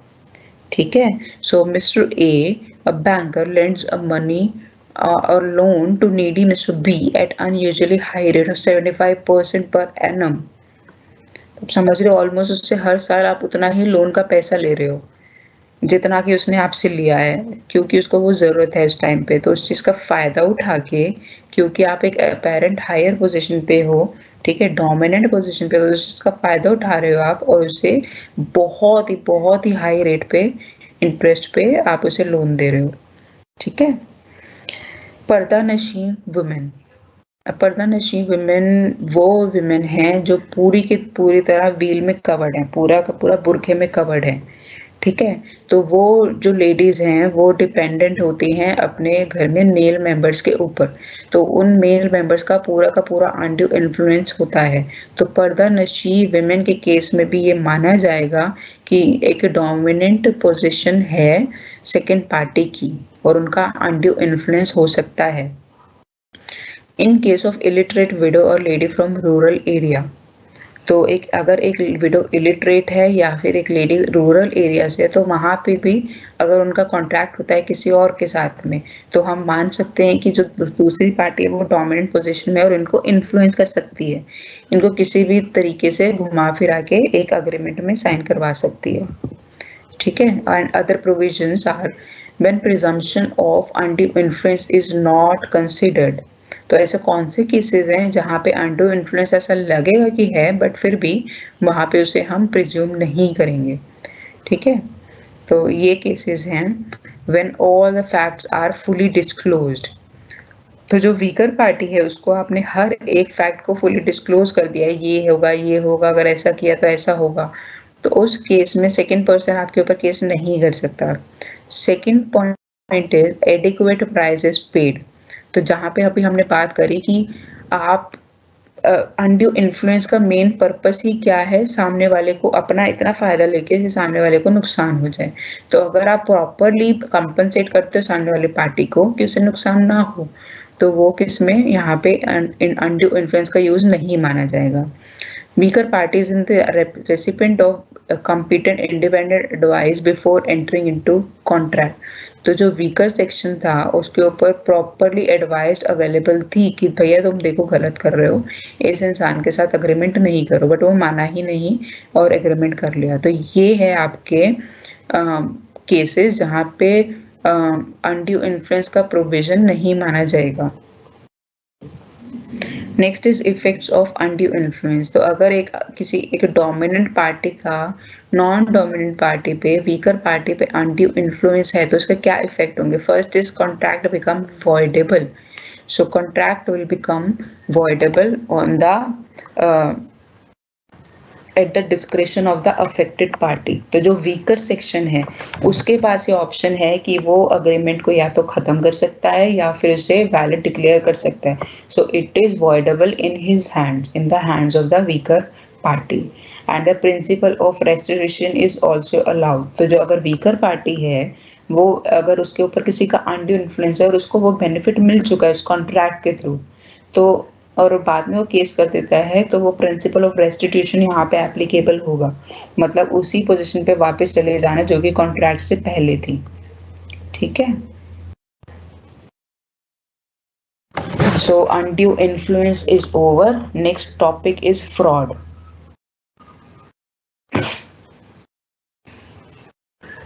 तो मैं अब ज़्यादा आपका समय नहीं लूंगी, 10-15 मिनट में हम अपनी क्लास खत्म कर देंगे। तो फ्रॉड है और इसके बाद मिस रिप्रेजेंटेशन है, ठीक है। सो फ्रॉड क्या है, जब आप इंटेंशनली किसी को फ्रॉड में किसी से या तो कोई सच छुपाते हो, कुछ कंसील करते हो, उसे गलत बताते हो, ऐसा प्रॉमिस करते हो, तो आपकी इंटेंशन यहाँ पे नेक नहीं है, तो उसे बोलते हैं फ्रॉड। तो देखिए wilful wrong representation of fact, तो फैक्ट को आप गलत तरीके से पेश करते हो, विलफुली, इंटेंशनली, जानबूझकर, उसको बोलते हैं fraud. To what is the purpose of fraud, to deceive party or to induce him to enter into a contract, this is the purpose of doing fraud. तो क्या आप सेकंड पार्टी को धोखा देना चाहते हो और चाहते हो कि वो कॉन्ट्रैक्ट में एंटर करे, ठीक है। तो ये है इसका मीनिंग। अब फ्रॉड का मतलब और क्या क्या है, ये हमारे एक्ट में, इंडियन कॉन्ट्रैक्ट एक्ट 1872 में काफी क्लियरली डिफाइंड है। मैंने यहाँ पे बुलेट पॉइंट्स में लिखा है। So fraud includes a false suggestion by one who has not believe in the true. तो अगर आप किसी को फॉल्स इंफॉर्मेशन दे रहे हैं जो आपको पता है कि ये फॉल्स है, आप खुद ही मानते हैं उसको ये फॉल्स है, तो उस केस में ये एक फ्रॉड का केस होगा। Second is an active concealment of a known fact. तो आपको कोई ऐसा फैक्ट पता है जिसको आप छुपा रहे हो, जानबूझकर छुपा रहे हो, तो उसे भी बोलेंगे concealment of a known fact, ठीक है। फॉर एग्जाम्पल एक छोटी सी घड़ी है, उसमें कुछ खराब है, लेकिन जब आप उसे बेचते हैं तो आप उसे नहीं बताते कि उसमें क्या प्रॉब्लम है, तो ये क्या होगा, actively you are conceiving the fact. तो आपको जो फैक्ट पता है उसको आप छुपा रहे हो, तो ये क्या होगा, फ्रॉड की डेफिनेशन के अंडर फॉल करेगा। Promise concealment of a new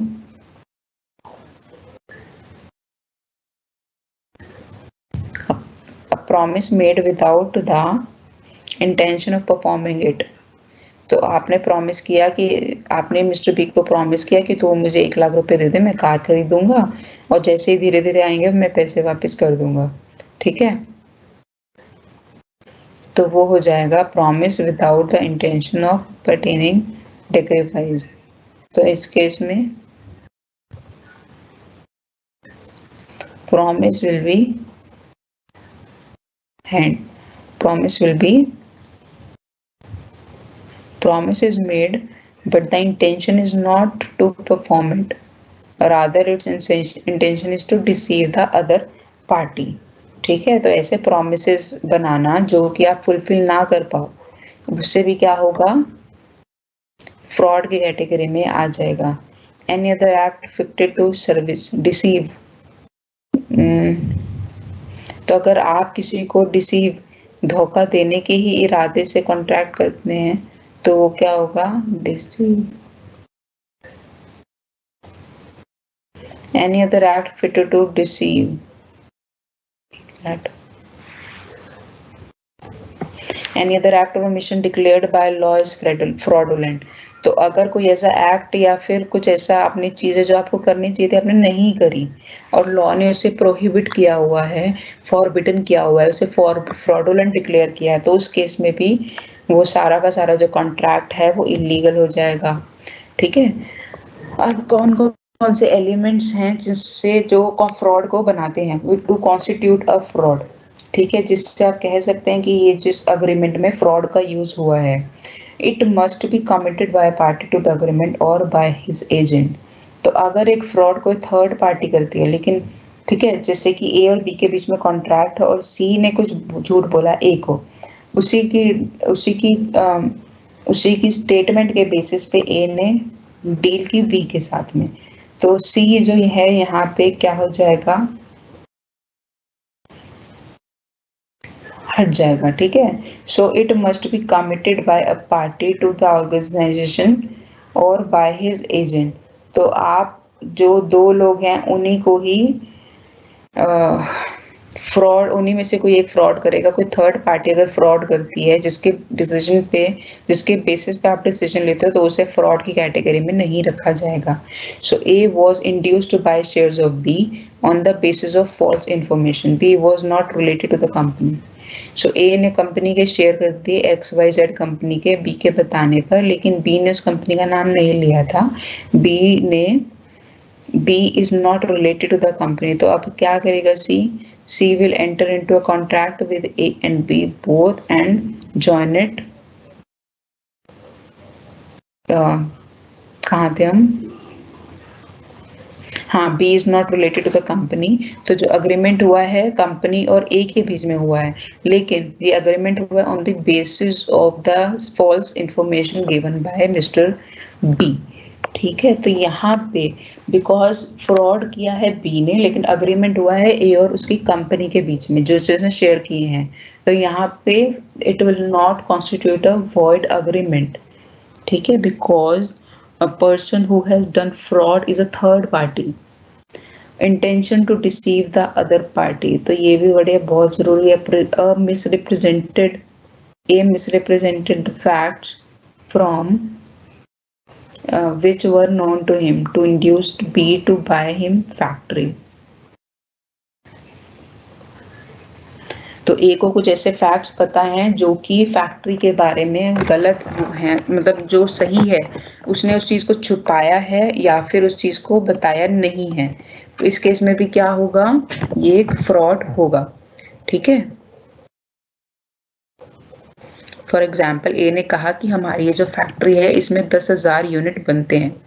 B ने क्या सोचा कि भैया ये तो काफी अच्छी आउटपुट है, तो चलो इसको खरीद लेते हैं, लेकिन एक्चुअल में वहां पे सिर्फ 7,000 यूनिट ही बनते थे. तो ये क्या है, इंटेंशन टू डिसीव, ताकि बी प्रॉपर्टी खरीदे, इसलिए आपने उसको जानबूझकर गलत इंफॉर्मेशन दी है, मिसरिप्रेजेंटेड किया है फैक्ट्स को. मस्ट बी रिप्रेजेंटेशन और assertion which is false. तो यहाँ पे कुछ ना कुछ रिप्रेजेंटेशन होना चाहिए जो गलत होगी. ठीक है, ऐसा नहीं है कि आपने कुछ भी नहीं कहा और फ्रॉड हो गया.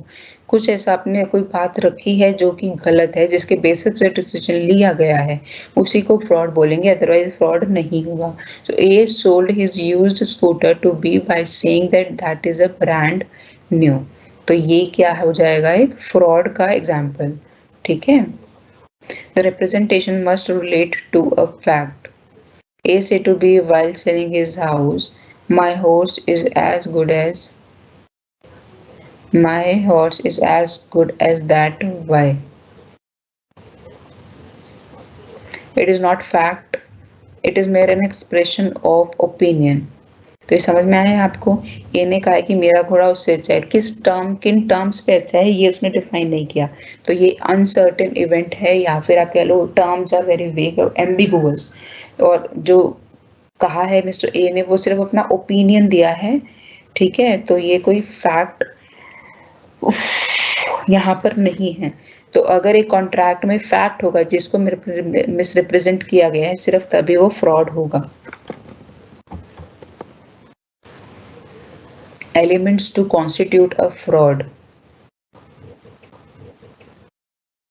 Active or willful concealment of fact also fraud. तो आप जानबूझकर कोई चीज जो आप नहीं छुपानी चाहिए तो आप उसको छुपा रहे हो फ्रॉड करने के इंटेंशन से, तो वो भी क्या हो जाएगा? फ्रॉड का पार्ट होगा, और जो आपका अग्रीमेंट है वो वॉइड हो जाएगा। फॉर एग्जाम्पल, एक पर्सन ने एक वॉच को बेचने के लिए उसे टेम्परेरी फिक्स कर दिया और ये बोलकर बेचा है कि ये जो वॉच है ये एकदम न्यू है। तो यहाँ पर क्या है, आपको पता था कि वो वॉच टूटी हुई है, उसको आपने टेम्परेरीली ठीक करके उसे सेल करा है। तो यहाँ पे विलफुली आपको ये जो चीज़ बतानी चाहिए थी आपने उसको कंसील करा है फ्रॉड के इंटेंशन से, ठीक है? तो ये भी एक वॉइड अग्रीमेंट होगा। Fraud has decided deceive the other party. अच्छा हाँ जी, ये भी बहुत जरूरी है कि फ्रॉड हम तभी मानेंगे जब सेकंड पर्सन को कुछ नुकसान हुआ होगा, otherwise that thing will not constitute a fraud. A mayor non disclosure is not fraud. तो इसका मतलब ये नहीं है कि सिर्फ आपने अगर इन्फॉर्मेशन डिस्क्लोज नहीं की है तो वो फ्रॉड हो गया, ठीक है? So mere non disclosure is not fraud. देखिए, एक शॉप पर्सन है मिस्टर ए, जिन्हें शॉप पे आयरन खरीदनी है, प्रेस खरीदनी है। वो शॉप पर गए, उन्होंने बिना चेक करे ही, अच्छा शॉपकीपर को ये पता था कि ये आयरन जो है खराब है, चलेगी नहीं। जो बायर है उसने क्या किया, वो शॉप पे उसने वही वाली आयरन खरीदी, और जो पार्टी है, जो शॉपकीपर है, उसने उसको इन्फॉर्म नहीं किया कि इसमें कितने खराबी हैं। अब घर पर आकर जब बी ने देखा तो उसे पता लगा कि ये जो फ्रॉड हुआ है उसके साथ में, ये जो हम लेकर आए हैं ये एक्चुअल में वो है ही नहीं, ठीक है? So buyer can not resign the contract, it was his duty to check before buying the goods. तो यहाँ पे हम बायर की गलती को गलत ठहराएंगे, क्यों? क्योंकि ये बायर की रिस्पॉन्सिबिलिटी बनती है। ये हमेशा बायर की रिस्पॉन्सिबिलिटी है कि वो सारी चीजों को चेक करके अच्छे से जांच परख करके ही ले, ठीक है? Party acting on such representation must have suffered some loss. तो ये भी जरूरी है कि जो सेकंड पार्टी है, जैसे डिसीव किया गया है, उसे कुछ ना कुछ लॉस भी हो। तो या तो वो मनी टर्म्स में हो या मनी के कुछ और वर्थ हो, ऐसा कुछ भी हो जिसे मनी टर्म्स में कन्वर्ट कर पाए। तो वही चीजों को आप बोल सकते हैं मिसरिप्रेजेंटेशन, और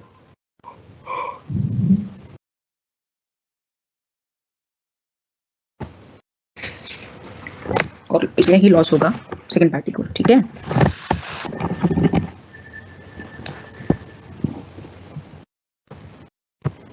does silent also amount to fraud? तो अगर एक इंसान को कोई नॉलेज है कि भैया ये चीज गलत है और वो चुप रहे, कुछ नहीं बोले, तो क्या उसे भी हम फ्रॉड की कैटेगरी में डालेंगे? ये है इस स्लाइड का क्वेश्चन, जिसका आंसर हमें मिलेगा पॉइंट्स पढ़ के।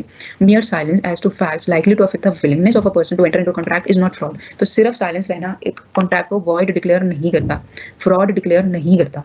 तो लेकिन इसके भी कुछ एक्सेप्शंस हैं। फर्स्ट इज, जहां पे आपकी ड्यूटी बनती है बोलना, तो वहां पे ये फ्रॉड माना जाएगा, ठीक है? तो कहाँ केस में ड्यूटी बनती है? फिड्यूशियरी रिलेशन, जहाँ पे ट्रस्ट और कॉन्फिडेंस का रिलेशन है, where one party reposes trust and confidence on other and the contracts of absolute and good faith, contracts of absolute good faith, so where one party has to depend on the good faith of the other, simple insurance contracts।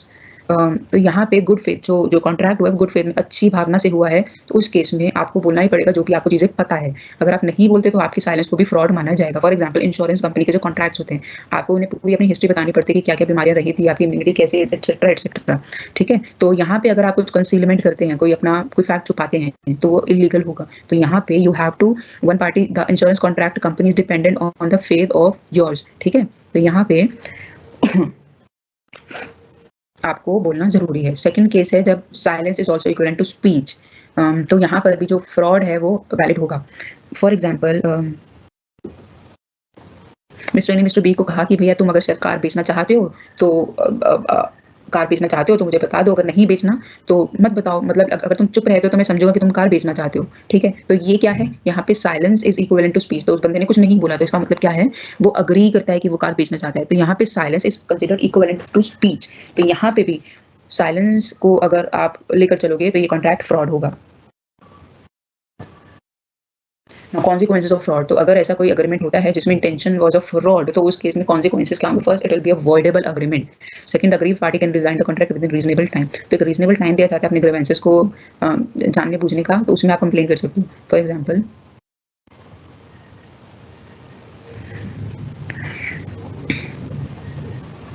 Cases where the right to resign is lost. तो यहाँ पे वो cases हैं जहाँ पे आपका जो right है खत्म करने का कॉन्ट्रैक्ट वो खत्म हो जाता है, वो लॉस्ट हो जाता है। तो एक आपका केसेस हैं the party had the means of discovering the fact. तो जो फैक्ट्स आपसे छुपाए गए हैं, सेकंड पार्टी जो वीकर पार्टी है उसके पास बहुत सारे रिसोर्सेज हैं उसका पता लगाने के कि एक्चुअल में फैक्ट्स क्या हैं। तो उस केस में ये एक फ्रॉड माना जाएगा या फिर आपके पास अपने रिसाइन करने के राइट खत्म हो जाएगा। मतलब पार्टी अफर्म्स द कॉन्ट्रैक्ट। जब जो पार्टी जो वीकर पार्टी है जिसको फ्रॉड किया गया है, मतलब ए ने फ्रॉड किया है बी के साथ, तो यहाँ पे बी की बात कर रहे हैं, वो कंफर्म करती है कि ठीक है जैसा भी है फ्रॉड हुआ है, कोई ज्यादा उसमें इशू नहीं है, I am accepting this contract, तो मैं इसके अकॉर्डिंग ही चलूंगी। तो यहाँ पे क्या है, you are affirming, you are giving your view about the contract that yes you are with your mum. ठीक है, the parties can not be restored to the original position.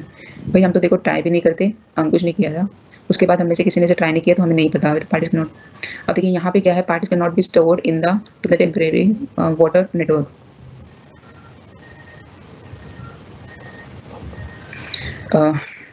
Third point is the parties can not be restored to the original position. अब देखिए दो लोग हैं, benefit उठा चुके हैं या फिर सर्विसेज यूज कर चुके हैं या फिर प्रोडक्ट्स कंज्यूम कर चुके हैं, उस केस में आप अपने ये जो रिस्टोरेशन या रेस्टिट्यूशन का जो प्रिंसिपल है अप्लाई नहीं होगा। ठीक है, where the innocent child third party acquired some interest in the property for consideration. तो दो लोगों के बीच में कॉन्ट्रैक्ट हुआ है, ए ने बी को फ्रॉड करके प्रॉपर्टी बेची है, बी को पता ही नहीं है अभी तक, और बी और सी के बीच में अग्रीमेंट हुआ है, बी ने अपनी प्रॉपर्टी सी को बेच भी दी। तो यहाँ पे क्या है, third party is innocent and is acquired some interest in the property for consideration. ठीक है, तो यहाँ पे क्या होगा आपका, क्योंकि आपके हाथ से वो चीज जा चुकी है, तो अब आपको वो रिसाइन का टाइम नहीं मिलेगा। ठीक है, तो आपका रिजाइनिंग राइट भी खत्म हो चुका है। तो ये हमारी आज की लास्ट स्लाइड है, मिस रिप्रेजेंटेशन। ठीक है, तो मिस रिप्रेजेंटेशन क्या है, statement of fact when wrongly made. देखिए मिस रिप्रेजेंटेशन और फ्रॉड में एक ही डिफरेंस है, सिर्फ इंटेंशन का। तो आपके ने कुछ फैक्ट्स गलत बताए हैं, लेकिन यहाँ पे वो इंटेंशनली नहीं है, वो अनइंटेंशनली, आप इच्छुक वैसा चाहते नहीं थे, वो गड़बड़ हुई है। ठीक है, आपकी विलिंगनेस नहीं थी यहाँ पे, लेकिन फ्रॉड में you intentionally do the wrong thing, you present the wrong thing. ठीक है, तो ये डिफरेंस है मिस रिप्रेजेंटेशन और फ्रॉड में। ठीक है, definition, so definition of misrepresentation include positive assertion believing it to be true. मतलब आप कहते हो कि ये चीज है और उसमें आप बिलीव करते हो, मतलब आपकी इंटेंशन नहीं है सामने वाली पार्टी को धोखा देने की, सिंपल सी चीज है, इंटेंशन यहाँ पे मिसिंग है, ये अनइंटेंशनली हो रहा है, गलती से चीजें हो रही हैं। ठीक है, गलती से मिसरिप्रेजेंटेशन हुआ है, तो you believe it to be true, तो आपको लगता है ये सही है, तो वही चीज आप बताते हो। ठीक है, एक्चुअल में वो चीज वो गलत ही होती है। तो ये मिसरिप्रेजेंटेशन का केस है। Second is breach of duty. जब आपने कॉन्ट्रैक्ट किया था, जो आपने चीजें बताई था वो चीजें सही थी, लेकिन जैसे जैसे वो कॉन्ट्रैक्ट के बाद का टाइम है, मतलब जब वो साइन का टाइम आया तो चीजें बदल गई, सिचुएशन बदल गई, सर्कमस्टांसेस बदल गए। ठीक है, और आपने वो चीज डिस्क्लोज नहीं करी, चेंज सिचुएशंस को, तो भी उसको क्या बोलेंगे, मिसरिप्रेजेंटेशन। बट यहाँ पर भी ये चीजें इंटेंशनली, उसने ऐसा नहीं है कि वो चाहता था, बता सकता था, नहीं बताई, वो बता ही नहीं पाया, मतलब चीजें अनइंटेंशनली होती है मिसरिप्रेजेंटेशन में। Second is when mistake causing mistake about subject matter innocently. तो जो भी आपका कॉन्ट्रैक्ट है, उसका जो भी सब्जेक्ट मैटर है, जो भी ऑब्जेक्ट है, उसी में कुछ गड़बड़ हो गई है, वो भी इनोसेंटली हुई है। तो आप देख रहे हो तीनों केसेस में इंटेंशन नहीं थी, गलती से गड़बड़ हो गई है, तो उसको बोलते हैं मिसरिप्रेजेंटेशन। तो इसका इफेक्ट क्या होगा, ये कॉन्ट्रैक्ट भी वॉइडेबल होंगे। और यहाँ पे क्योंकि फर्स्ट पार्टी ने इंटेंशनली आपको डैमेजेस नहीं पहुंचाए, आपको चाहे डैमेज हो भी जाते हैं, बट फिर भी अपने क्लेम नहीं कर सकते। ठीक है, तो ये है मिसरिप्रेजेंटेशन, इतना ही है। और जो मिस्टेक है वो हम नेक्स्ट क्लास में करेंगे। ठीक है, तो जो कि आपकी नेक्स्ट क्लास है परसों। तो परसों मिलते हैं, till then take care and bye bye.